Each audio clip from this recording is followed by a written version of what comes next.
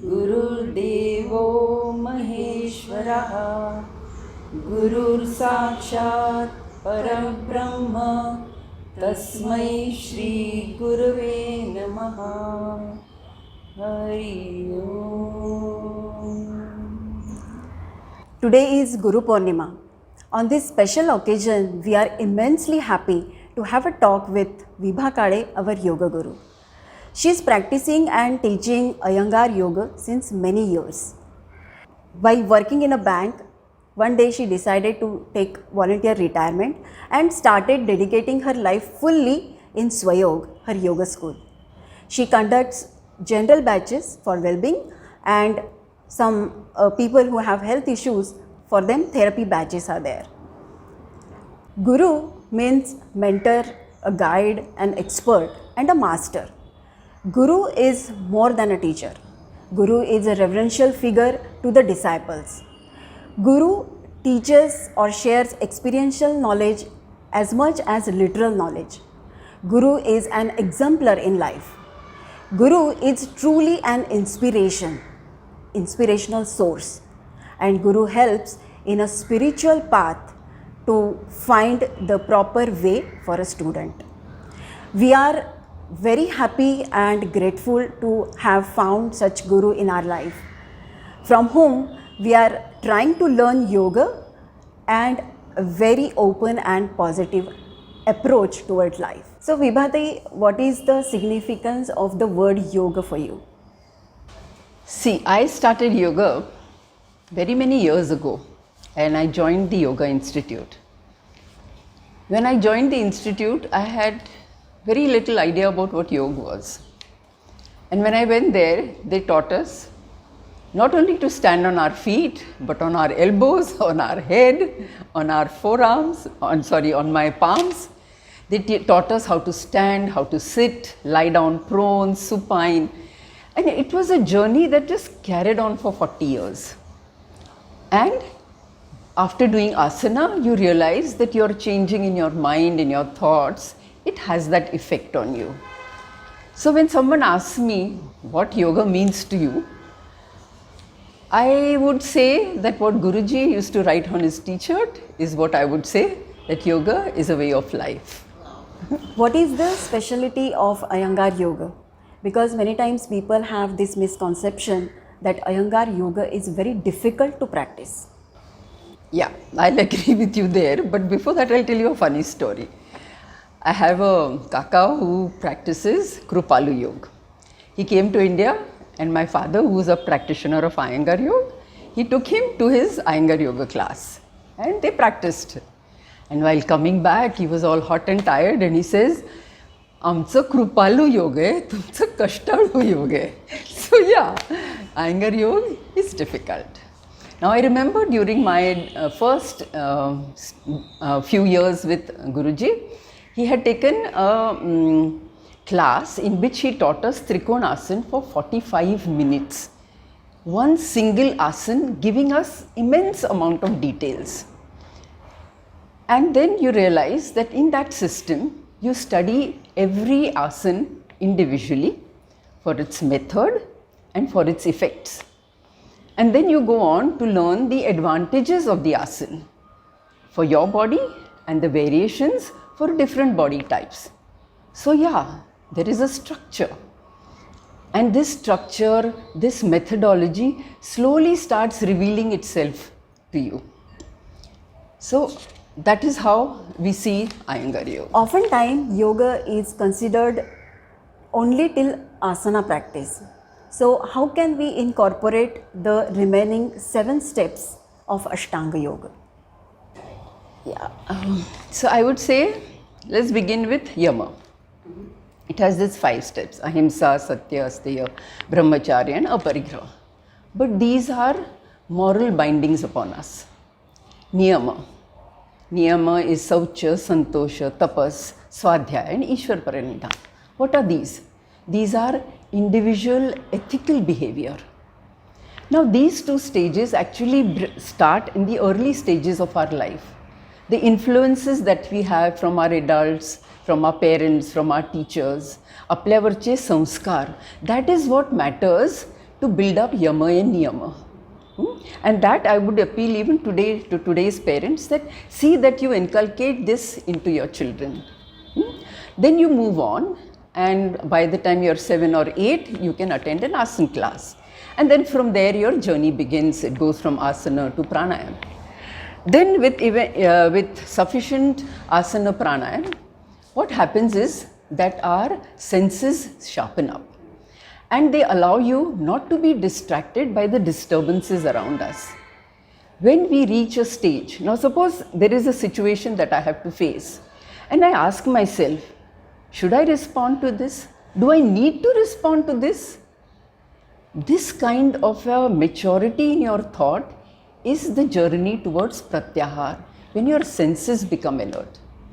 And if you have a good teacher, then without so many words, without so much expression, in your study of asana, pranayama, pratyahar, you will be guided towards dharana and dhyana.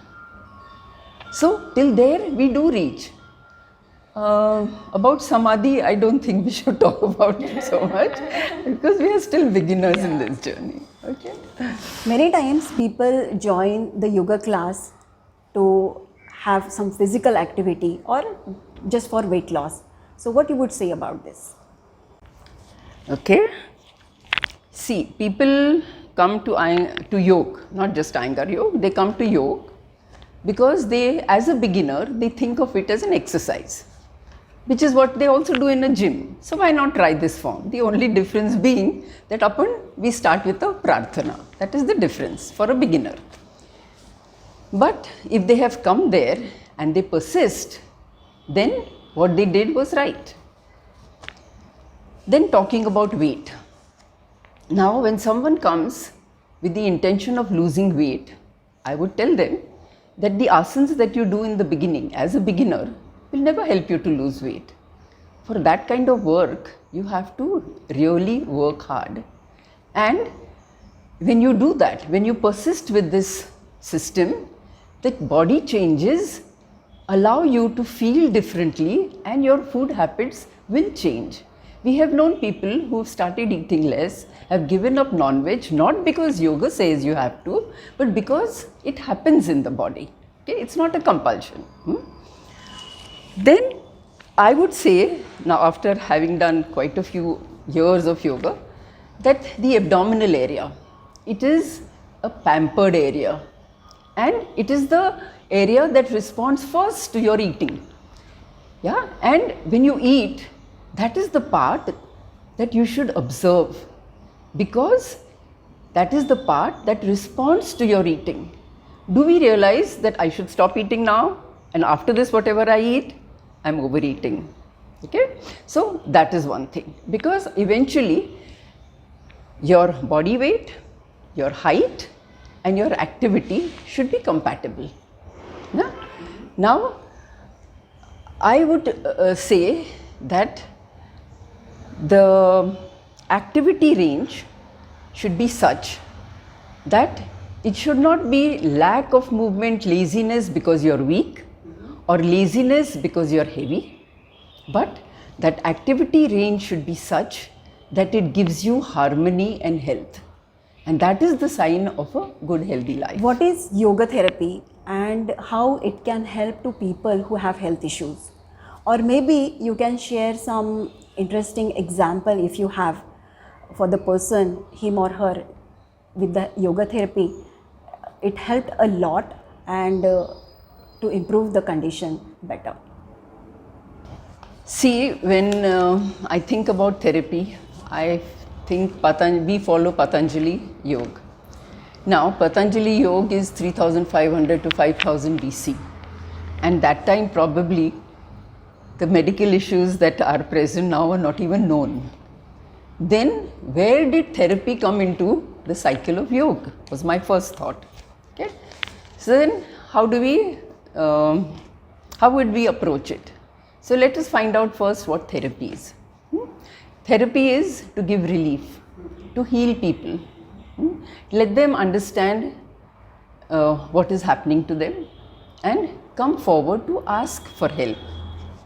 because that has to be the first step from their side. Otherwise, therapy doesn't work. And therapy can be done on 3 levels: physical, mental, and emotional. When people start doing asana, their body language changes, and that has an effect on the physical aspect of their therapy. Then we add breathing practices, we add a bit of pranayam, and then we handle the larger issues. What my thought in this is that in therapy, when people come to us, they begin to understand their problem and they begin to handle their pain. And then when they begin to understand their body, they learn to handle their body to live in a more active way. So these changes have to take place where they understand that pain is going to make changes in their body, and those changes need to be handled rather than being caught in the pain of the problem. So this is the kind of effect that yoga therapy has, and that is why doing asana, breathing exercises and pranayam has helped, and it has become a genre by itself as yoga therapy. And if you ask me about if I have had any experience, I would like to quote that we had this person who came and asked me whether we could help them because they were a cancer support group. And they had 25 ladies who were all recovering, you don't really recover, but they were going through the stages of cancer and what we could do for them. I had a lot of doubts about my own self, but I said, let me ask my teachers and let's see what we can do. So they had come here to this hall and we gave them exercises in which they worked on those areas where they felt heaviness, like their arms, their chest, the back, the cervical dorsal area. And after about 45 minutes of asanas, as they were leaving, it was very pleasant to know that each one came and told me that I experienced a period of total relief. And that is what they want, the relief, that removal of pain. And when your pain leaves you, you experience a moment of total calmness. If we can give that to people, we are doing the right thing. So what is your take on the fad yogas like beer yoga or Vikram yoga or hot yoga? What you would say? See, how I think about it is that these are all fads. Okay? Today, yoga is very viable commercially. Now, if you can make it cheaper and market it, why not? And that's what people are doing. Now, you know about hippies. It was a rage, but do you hear about it today? No. It comes and it goes. But what about Patanjali Yoga? It has stayed on. So what is pure will remain. What is fickle will fly off. So let's stay with the purity. Yeah. Thank you, Vibhatai, for your wisdom and insights. I'm sure our viewers and subscribers will definitely benefit from this talk. Now let's end the session with the prayer.